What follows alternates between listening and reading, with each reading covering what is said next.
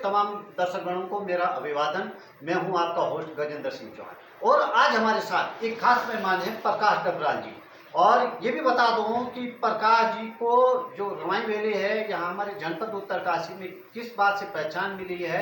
एक बार एक अबोध बालिका को न्याय दिलाने के लिए टावर पे चढ़ गए थे और इनको तब से लोग टावरे कहते हैं। तो इस तरह की इनकी संघर्ष गाथा है। इसलिए आपका नमो न्यूज के तमाम व्यूअर्स की ओर से स्वागत है। धन्यवाद, नमस्कार नमो न्यूज़ को और नमो न्यूज़ के जितने भी दर्शक हैं सबको मेरा नमस्कार। और प्रकाश भाई, आपका जो नाम हो गया ना उसका नाम ही संघर्ष हो गया जी। मतलब पिछले 7-8 वर्षों से मैं आपके काफ़ी क्लोज रहा हूँ, आपके साथ काफ़ी संघर्ष किए मैंने। कभी आप भूख हड़ताल पे बैठे, भूख हड़ताल मतलब ये भी नहीं बोल सकते कि आप एक बार भूखा, आप लगभग 15-20 बार भूख हड़ताल कर चुके हैं विभिन्न मुद्दों पे। और सबसे एक जो नाम एक पहचान मिली आपको जब आप एक जो टेलीफोन टावर पे चढ़ गए थे, तो क्या वजह थी, क्यों चढ़ गए थे आप टावर पे? यहाँ पर पुरोला विकास खंड के अंदर एक बालिका के साथ अन्याय हुआ था और उसके वो लड़की अचानक यहाँ पे उसका देहांत हो गया था। मतलब उसके साथ जो शोषण हुआ, उसके साथ अत्याचार हुआ, उस वजह से उसकी आकस्मिक मृत्यु हो गई। और उसी मामले के लिए यहाँ पर पुरोला में बहुत बड़ा आंदोलन हुआ, जिसमें 10-20 हज़ार लोग पूरे क्षेत्र के लोगों ने सहयोग किया।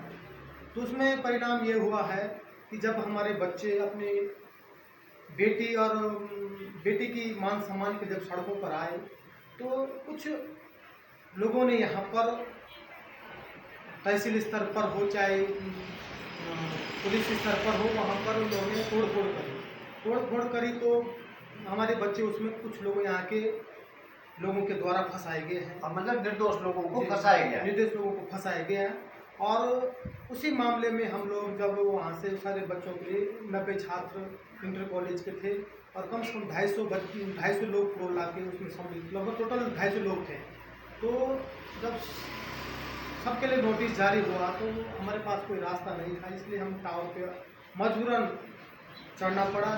जिसके अनुसार यहाँ पर उत्तराखंड 2012 की बात है, माननीय मुख्यमंत्री जी ने, उस समय बोगरा जी मुख्यमंत्री थे, कांग्रेस की सरकार थी, तो उनके माध्यम से इस केस को क्लोज किया गया था, बंद कर दिया था कि यहाँ पर किसी बच्चे पे कोई केस नहीं होगा।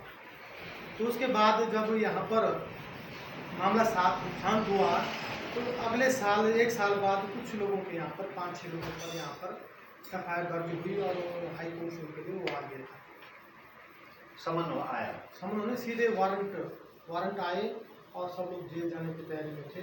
तो उसके बाद हम हाई कोर्ट गए, हाई कोर्ट से अपनी बेल करवाई, जिले से करवाई, यहाँ भी करवाई जुडिशियल में। फिर तीनों जगह से हमारी बेल हुई। तो उसके बाद हमने 4 साल तक तारीख लड़े, उत्तरकाशी में और हाई कोर्ट, तीनों जगह से हम तारीख लड़ी। और यहाँ पर जो बच्चों का भविष्य दाव पे लगा था, इसलिए हमको मजबूर टावर पे चढ़ना पड़ा ताकि यहाँ पर बच्चों की भविष्य खराब हो। ये रही जो आपने इस तरह का आंदोलन किया, बहुत कुर्बानी दी आपने समाज के लिए और आप किसानों के हक के लिए भी बहुत लड़े आप। तो आपको लगा जो आपने लड़ाई लड़ी किसानों के लिए, उसका कुछ परिणाम निकला किसानों के फेवर में? सरकार मानी या नहीं मानी, क्या रहा उसका? सरकार मानी है, कुछ मुद्दों पर सरकार मानी है। किसानों को किसी ऋण देने का उसका ब्याज माफ हुआ था। हम कई बार 70-75 दिन तक हम तहसील में दिन रात बैठे रहे हड़ताल में, और जिले के लिए हमने 50 दिन तक आंदोलन किया। और फर्स्ट में 2011 में जब जिले की घोषणा हुई थी तब हमने 33 दिन तक आंदोलन किया पूरे क्षेत्र के सहयोग से।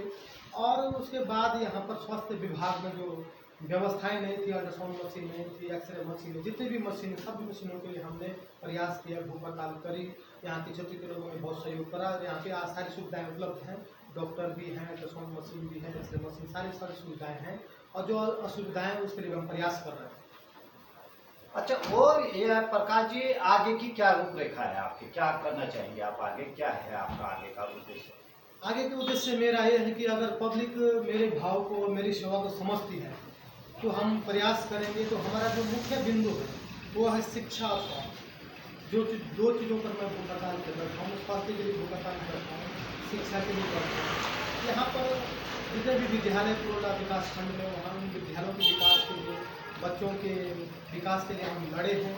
और ये आजकल हमारे जो हम पुरोला बालिका इंटर कॉलेज है उसके लिए भी हम प्रयास कर रहे हैं। आप बालिका इंटर कॉलेज में अभिभावक संघ के अध्यक्ष हैं।